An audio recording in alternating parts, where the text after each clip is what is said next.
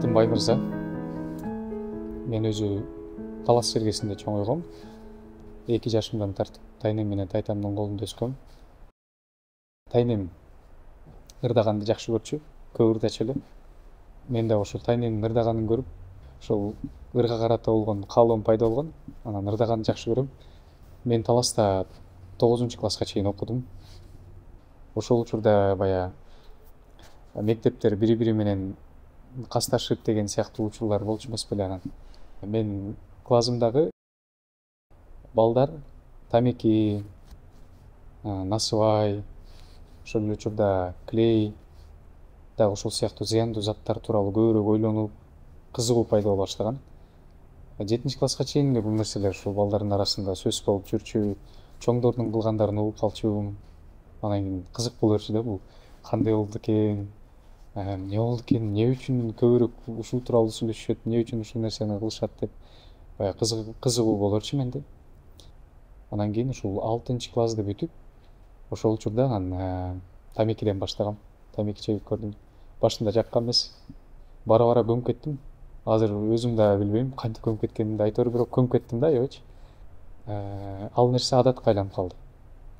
Бир жумага жетпечү, бир жумага жакын аракет кылдым, чекпейин, ушул нерсени кылбайын деп. Анан кийин буну таштап, тамекини таштап салам, бирок өзүмдү баягы насыбай менен алаксытып турайын деп насыбайды аттым. Анан кийин бара-бара ушундай болот экен да, баягы тамеки, насыбай бул көпкө чейин ушул нерсени кылып жүрө бергенден кийин буга карата болгондо кызыгуу бир аз кете баштайт экен. Мындан чоңураак нерсени каалай баштайт экен, башка нерселер кызыктуу боло баштайт экен. Анан клей жыттадым. Клейге аябай бат көмүп кеттим. Биринчи эле клейди жыттаганда менде тартылуу сезим пайда болуп, анан кийин ошол нерсени 6 ай бою кылып жүрдүм. Алдындагы баягы зависимый болуп калам, ушул нерседен чыга албай калам деген ой менен чекпейт экенсиң да, же анын нерсени кабыл албайт экенсиң. Кызык болуп эле бир көрүп көрөйүнчү деп эле кабыл аласың, бирок кийин ошол нерсеге байланып калат экенсиң. Бара-бара тайнем дагы ал нерсени билип калды. Бүт баарын, мен эмне кылып жүргөнүмдү баардыгын билип калды, тайтам билип калды, тайнем билип калды. Бири чөнтөгүмөн таап алат, бир жерден таап алат. Анан кийин баягы колунан келишинче жазалашты, урушту, бирок ал нерсе мага таасир берген жок такыр. Анткени мен көмүп калган нерсемди кылганды уланта бердим. Тайнем аябай эсимде, ыйлап айтчу кээде. Ушул нерсени ташташ керек.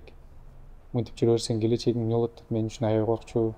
Анан ойлонуп жүрдүм, кантип кутулам, ушул нерсени таштасам жакшы болот эле деп таштоого каалоом бар болчу, бирок күчүм жетпечү.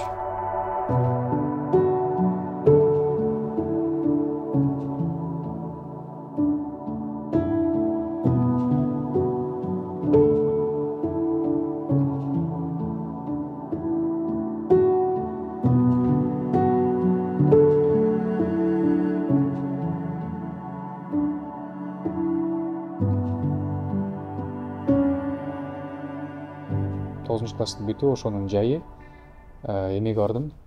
Өспүрүмдөрдүн кездешүүсү, лагери болуп калды. Ошол лагердеги чөйрө абдан башкача болчу. Ал жактагы баягы адамдардын жүзүндө бир башкача кубаныч бар болчу, бир жаркыроо бар болчу. Анан кийин аябай жылуу мамиледе сонун сүйлөшчү. Анан кийин ал нерсе албетте мени таң калтырган биринчиде. Анан кийин ошол учурда, лагерге барган учурда мен ойлонуп жүрдүм. Мага тайнем жардам бере алган жок, ата-энелерим да жардам бере алган жок. Ошол эле учурда досторум, тааныштарым, туугандарым эч ким жардам бере алган жок. Өзүм жардам бере алган жокмун. Убакыттын өтүшү менен лагердин эң акыркы күнү болчу. Ошол жактагы адамдар Кудайдын сөзү менен бөлүшүп берди. Ошол жердеги сөздөр менин жүрөгүмө аябай жакын болду. Ошол адамдардын айтып берип аткандыгын угуп, мен өзүмдүн абалымды сездим ошол учурда. Мен ушул абалдамын. Менин абалым азыр ушундай болуп атат. Мен чын эле ушул күнөөдөн арыла албай атам деп анан ошол жерде сыйындым. Ыйса, менин ата-энелерим мага жардам бере алган жок. Менин жакындарым жардам бере алган жок. Өзүм жардам бере алган жокмун. Ушул нерседен арыла албай атам. Өзүң жардам берчи ушул нерседен арыганга деп сыйындым. Тобо кылдым. Күнөөлөрүм үчүн Иса Машаяктан кечирим сурадым. Анан мен ошол эсимде төрөлгөн кезимде аябай катуу ыйлап, анан ошол кезде катуураак ыйласам керек. Ушундай чын жүрөктөн өзүм күнөөмдү сезип тоо кылгам. Анан тоо кылган замат аябай жүрөктө тынчтык болду менде. Кубаныч болду. Ушундай чоң жүк чечилип калгандай болду да.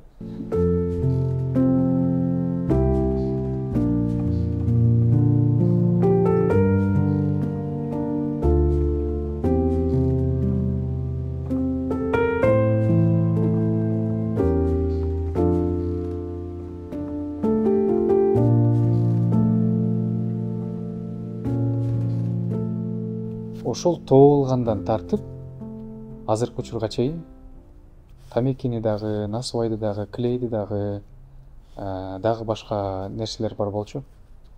Алардын баардыгын мен ошол замат таштадым. Ошол замат кечирим алган күнү Кудай мени тазалап ошол нерселерден арылтты да. Мындайча айтканда, Иса Машаяк мени эркиндикке чыгарды ошол учурда. Ошол байланып калган күнөөлөрүмдө жашап жүргөн учурумда бул нерселерден чыгуу мүмкүн эмес деп сезилчү.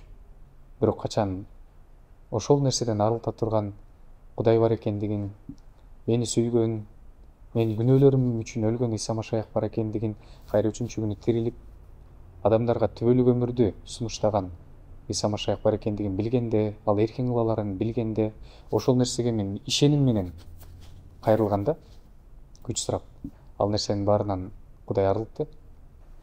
Кудайдын сөзү ошол тоо кылгандан кийин Кудайдын сөзү ыйык жазууну мен алгам. Инжил, Торат, Забур, ушул китептерди камтыган ыйык жазууну алгам. Анан кийин ал китепти окуй баштадым, ал китепти изилдей баштадым. Анан кийин ошол бая мен жүрөгүмдө ээлеп алган жаман адаттардын баардыгын эмне менен олуштуруу керек экендигин ошол ыйык жазуудан, Кудайдын сөзүнөн мен билдим да. Мисалы ошол жаман заттар менен көбүрөөк алек болгон болсом, көбүрөөк азыркы учурда жакындарыма, ошол учурда өзүмө, өзүмдүн өнүгүүмө көбүрөөк убакыт бөлүшүм керек экендигин түшүндүм. Ошол учурда мен Кудайга кызмат кылыш керек экендигин түшүндүм. Анткени мен ойлондум, чын эле мага окшогон балдар, жаштар, өспүрүмдөр аябай көп. Алар дагы билиш керек ошондой, алардын жанын ошондой бая чырмалып калган күнөөдөн арылта турган Иса Машаяк бар экендигин алар дагы билиш керек деген каалоо менен мен жашоомдо жасаган кереметтерди башкаларга айтып берейин деп, бая ошол нерсеге жүрөгүмдү көбүрөөк толтура баштадым. Анан чын эле менин досторум, ошол учурда менин тегерегимдеги адамдар аябай таң калышкан.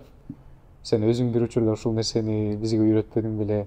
Кантип ушул нерседен арылып кеттиң деп. Анан бирок мен айткам, мен арылган эмесмин. Менин күчүм жетпейт болчу. Бул Иса Машаяктын колунан келмек. Бул Иса Машаяктын керемети деп айткам.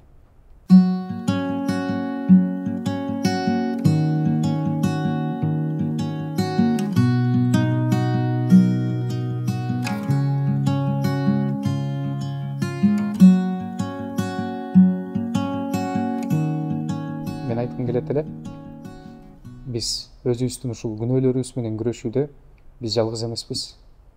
Анткени бизге жардам берүүчү, мага жардам берүүчү, чырмалып калган күнөөлөрдөн бошотуучу Кудай бар экендигин мен жашоомдо толук көрдүм.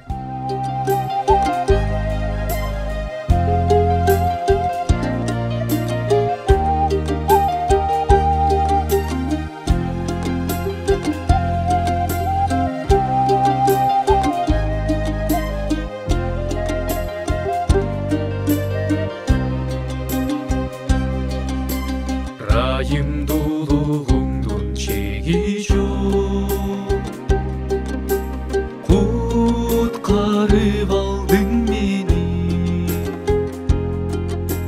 тазалайсың мени алтындан, тозоктун отуна калтырба, тазалайсың мени алтындан, тозоктун отуна калтырба.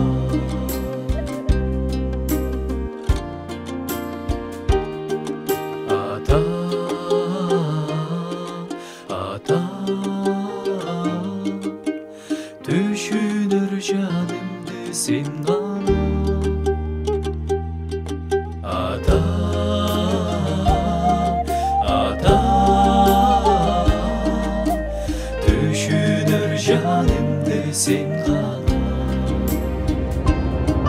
Ата, ата, ата, ата, düşünür canımdı sen bana.